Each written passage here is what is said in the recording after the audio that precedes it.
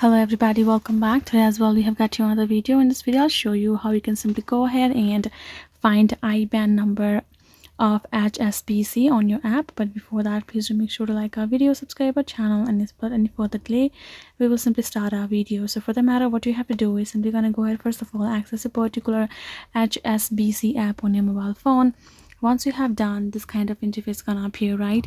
So for you to simply see your IBAN number, the only thing that you have to do is simply tap on the particular account over here. You can see on the home section, go ahead, tap on it, any will do. Then you will be able to access this kind of another interface, which includes the option of manage card on top and the view your statements.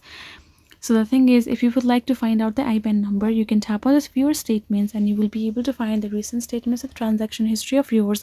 And if you tap on any of the statement, you will be able to see the details of your statement, okay, transaction, and the IBAN number just right over here. So this is a very easy way for you to do so here in HSBC. You simply gotta go tap on the statement, and any statement that you have listed over here, you can simply tap on it and check out check out your IBAN number just like that.